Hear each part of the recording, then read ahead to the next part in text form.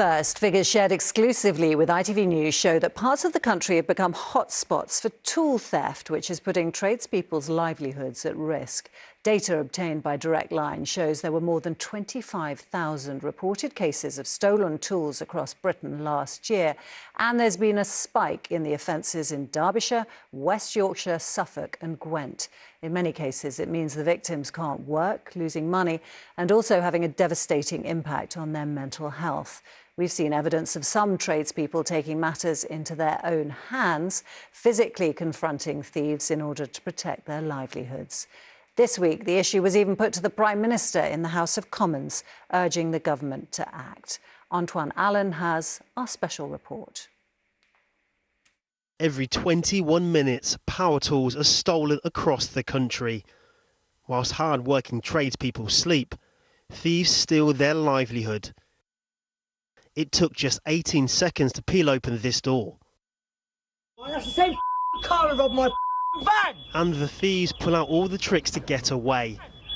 Get the reg. This gang use a fire extinguisher to hide their identity. During the day, the thefts are even quicker. Locks are drilled and power tools are grabbed without a care for the mental impact their crime wave is leaving behind. So within 5 minutes, you're gone. Everything you've worked for, gone. So you feel violated. Around £15,000 of Steve's tools were stolen. Were they ever caught? No.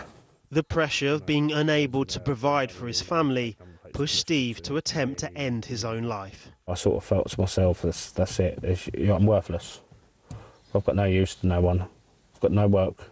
Well, I've got work, but I've got no tools to do the work. I can't provide for my family and my kids. Could get any lower, I would have been underneath the tarmac I was walking on. What stopped you?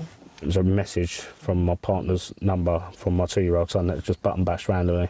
According to a mental health survey by construction website On The Tools, every day 2/3 of tradespeople worry about their tools being stolen. But the victims are fighting back. These tool thieves' attempted getaway was stopped by builders working nearby. They forced him to give back the tools by grabbing their car keys before the suspects run away.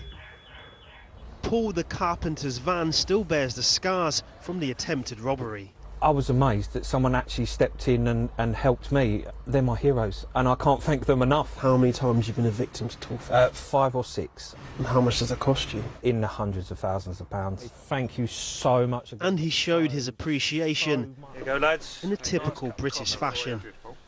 Despite over 25,000 reports of tool thefts last year, Just being a victim. tradespeople told me the stats do not reflect the reality on the streets. Look at the state of that.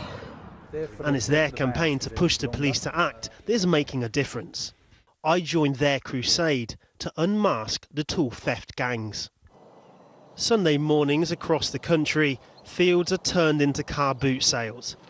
Our investigation suggested the lack of regulations at boot sales makes them a prime location for the sale of stolen goods.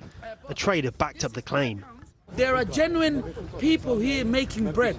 We buy and we sell, okay? But you're saying there's other gangs yes, of that course. selling stolen goods? Of course. For the first time, the Met Police and Essex Police joined forces to take on the tool thieves. The suspected criminals the police were looking to catch and the power tools they aimed to retrieve were nowhere to be seen. Right now the police are in a game of cat and mouse.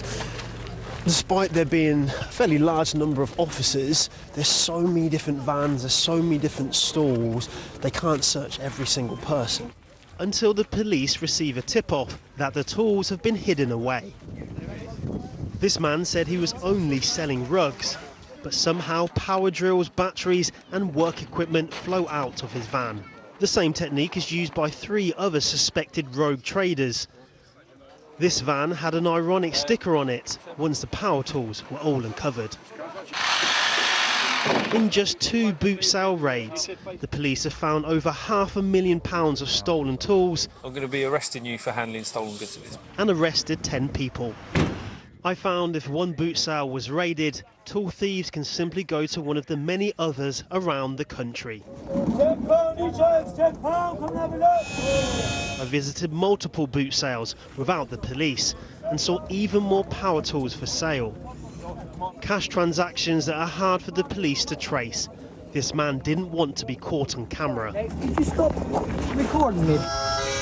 In February, tradespeople protested in front of Parliament demanding help.